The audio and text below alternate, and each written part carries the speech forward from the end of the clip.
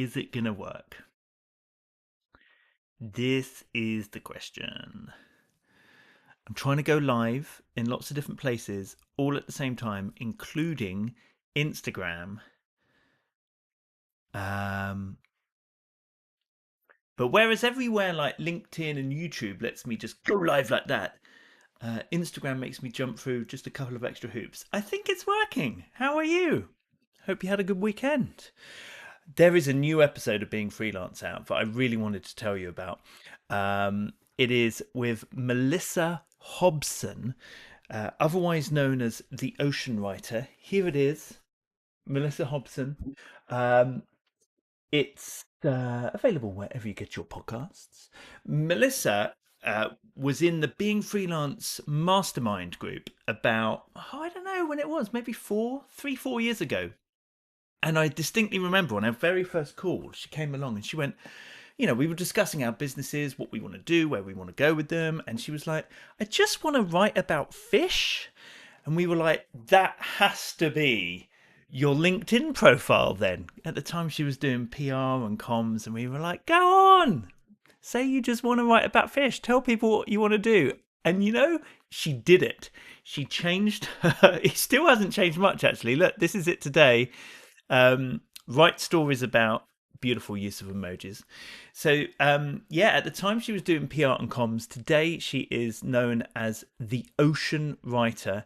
She does freelance marine science and conservation sustainability writer.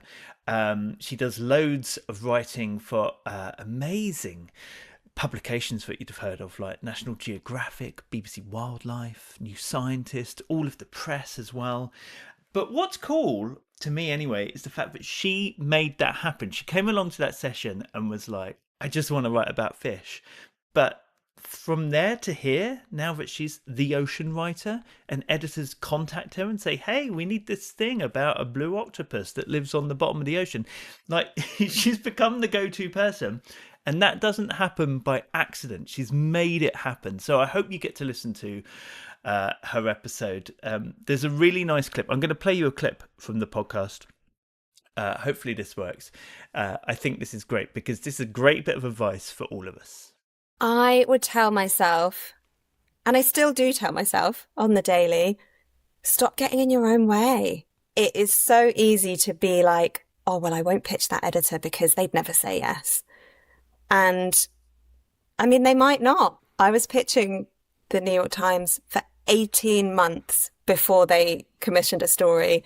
And it was because an octopus was riding a shark like a hat. And why would you not commission that story?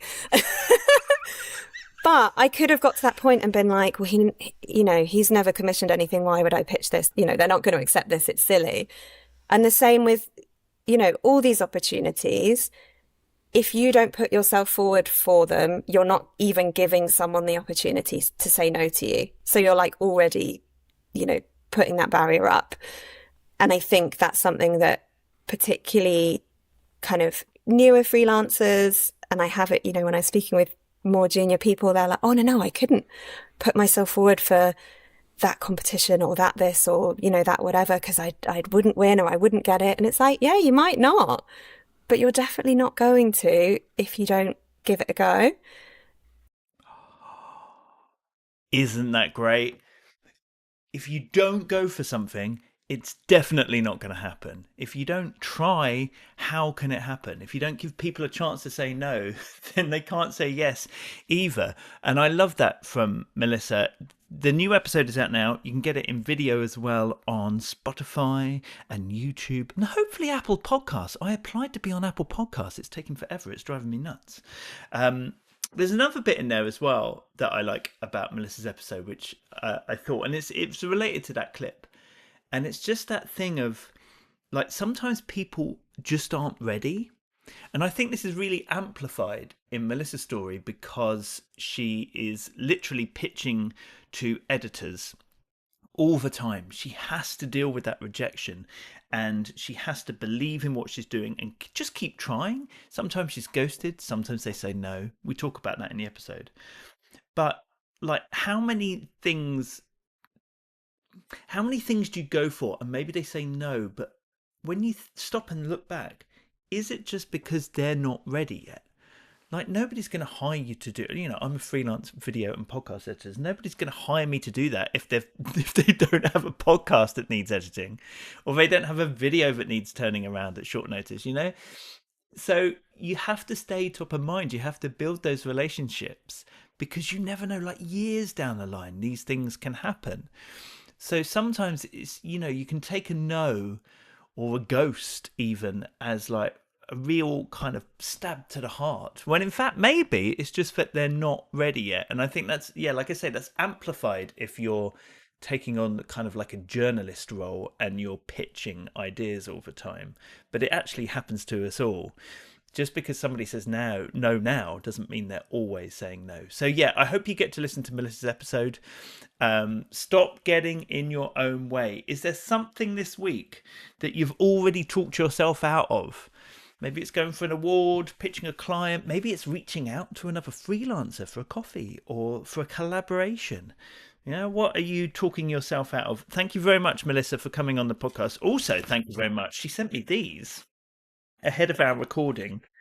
They are depleting, I must admit. I mean, you know what it's like. There's a lot less in the ocean than there used to be.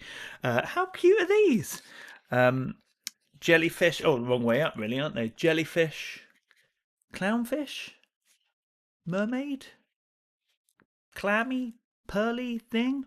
It's a clam, isn't it? Can't remember. There was a starfish. It bit the dust far too soon. Rest in peace. Anyway, I hope you get to check out the podcast. Search for Being Freelance wherever you get your podcasts. Also coming up in the community this week, we have got book club. That's tomorrow. This time around, we are reading Tiny Experiments, written by a neuroscientist, actually. And she's talking about how maybe the productivity stuff that we're fed and the, setting goals and 5-year plans, maybe that's not the best approach.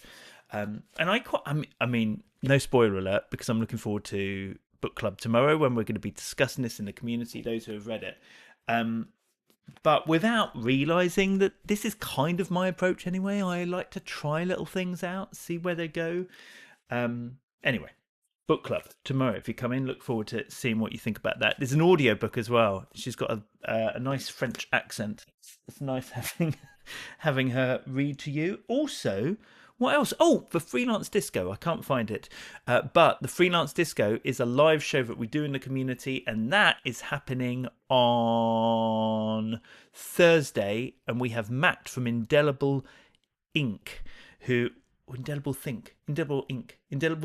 Oh man, I've messed up his company name. He'll tell me off now. Sorry, Matt. Anyway, he is doing the Freelance Disco. That is where we have a member of the community share their freelance story through the medium of song and dance. We have a desk disco of an afternoon. It's 2 p.m. UK time. Basically, they pick the songs that remind them of certain elements of their freelance story. We play the music videos out. It is only in the community. Beingfreelance.com has details of that. But there you go. I have gone live like I said I would. I have tried it out. Hopefully it worked. And do check out Melissa's story wherever you get your podcasts. It is just search for Being Freelance. It'll come up amongst all of the other ones as well. Okay, you have a great week. Being Freelance. See you soon. Bye.